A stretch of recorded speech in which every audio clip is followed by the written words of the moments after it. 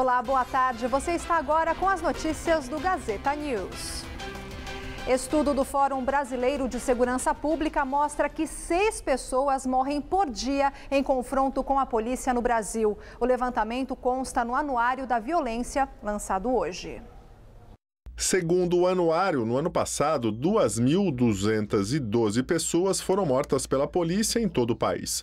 Ainda de acordo com o levantamento, a tropa mais letal do país está no Rio de Janeiro, seguido por São Paulo e pela Bahia.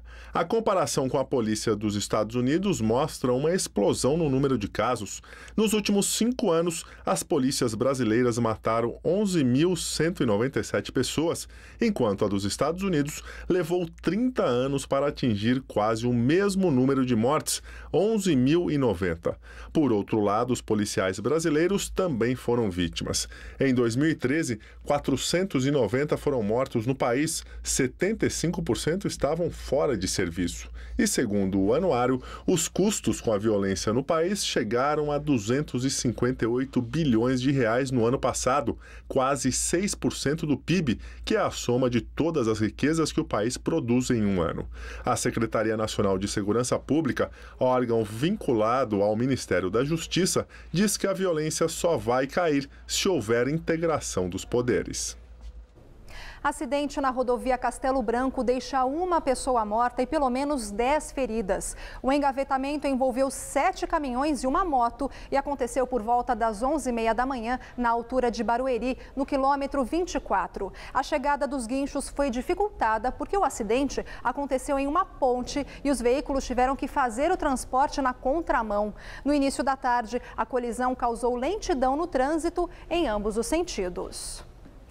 E na noite de ontem, pelo menos 15 pessoas foram atropeladas na saída de um culto no bairro Jardim Brasil, na zona norte da capital. O motorista dirigia em alta velocidade e fugiu do local sem prestar socorro. O caso começou a ser investigado pelo 73 Distrito Policial do Jaçanã e foi transferido aqui para o 39 da Vila Gustavo. O boletim de ocorrência foi registrado como atropelamento, lesão corporal culposa, fuga do local e drogas sem autorização. Isso porque a perícia encontrou cerca de 90 gramas de algo parecido com maconha e quase 12 gramas de um pó que pode ser cocaína. As marcas de frenagem ficaram no asfalto e na calçada. Quem presenciou o acidente descreve as cenas como as cenas de uma tragédia. Saímos do portão, vimos aquela movimentação, já viemos correndo para ver o que estava acontecendo. Nisso a gente já viu muita gente ferida, jogada no meio da avenida. Gente para cá, tinha casais, tinha senhoras de idade e uma criança embaixo do carro. O carro do pastor, inclusive dessa igreja que é nova no bairro, eles estavam saindo do culto naquele instante. Então, pelo que a gente sabe, de 15 pessoas atropeladas, 13 eram da mesma família. E vamos ver agora a situação do trânsito aqui na capital. Segundo a CET, São Paulo tem neste momento 102 quilômetros de lentidão. Começamos com a ligação leste-oeste. À direita, para quem vai acessar o elevado, o motorista pelo menos ainda consegue andar. Já à esquerda, para quem vai no sentido da radial, o trânsito já está parando.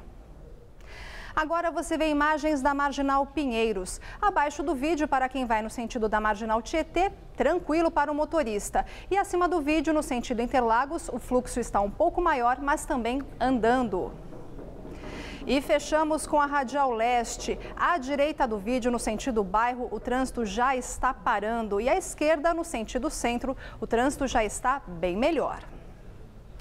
E os principais sistemas de abastecimento de água de São Paulo registram queda nos reservatórios nesta segunda-feira.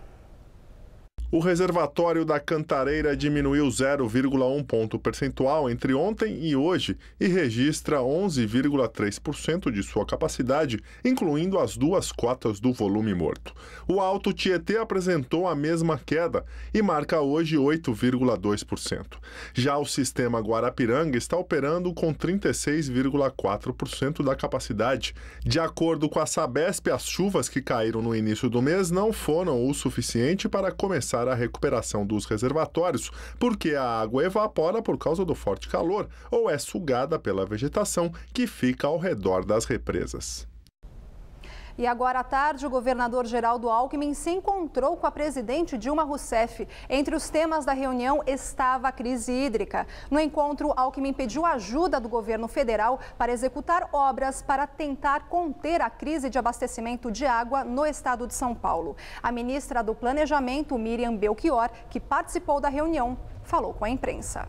8 obras de curto e médio prazo, no montante de 3,5 bilhões de reais, para tentar equacionar a situação de escassez de água na região metropolitana de São Paulo. Das 8 obras, 3 estão no plano metropolitano, 2 outras, a despeito de não estar no plano metropolitano, são complementares às primeiras 3, dando 5, então, que estão relacionadas com esse plano estratégico até 2035, 2 outras são estações de reuso de água e uma última são perfuração de poços também para garantir o abastecimento de água.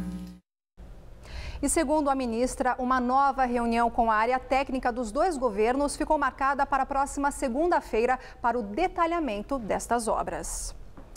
E o sol voltou a brilhar com força em São Paulo nesta segunda e a chuva só deve voltar no meio da semana. Vamos ver agora a previsão do tempo para todo o estado.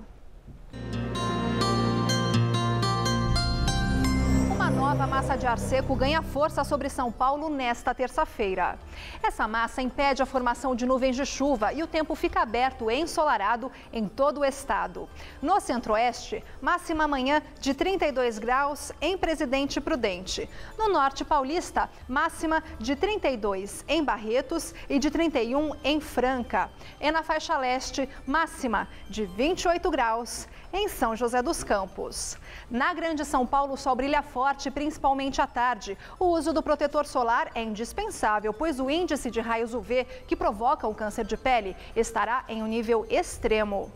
Amanhã, na capital, sol entre poucas nuvens, máxima de 29. Na quarta, as nuvens aumentam e podem ocorrer pancadas rápidas de chuva à noite, máxima também de 29. E na quinta, o céu volta a ficar nublado e pode chover a qualquer momento, máxima de 27 graus.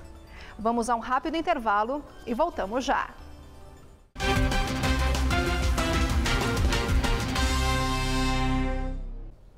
A Receita Federal liberou hoje as consultas ao 6º lote de restituições do Imposto de Renda à Pessoa Física de 2014, além de lotes residuais de anos anteriores. As consultas podem ser feitas no site da Receita, pelo telefone 146 ou por aplicativo em smartphones e tablets. Os valores das restituições serão pagos na próxima segunda-feira, dia 17. E uma pesquisa realizada pelo SPC mostra que a tendência de contratar funcionários temporários para o fim do ano está menor do que o ano passado, mas os comerciantes se mantêm otimistas.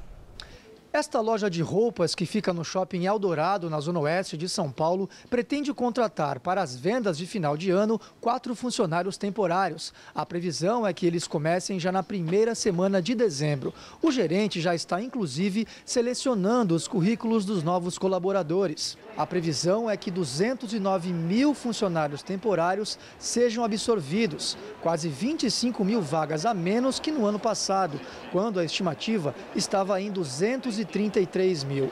Uma pesquisa do Serviço de Proteção ao Crédito mostra que quase 80% dos varejistas consultados não planejam crescimento no quadro de funcionários. E o que é pior, entre os que vão ampliar a equipe, 70% não pretendem efetivar os temporários. Nesta outra loja, que fica na rua 25 de março, no centro, o gerente também está otimista. 15 estoquistas foram chamados para ficar até o fim do ano e poderão ser contratados após um período de experiência de 3 meses.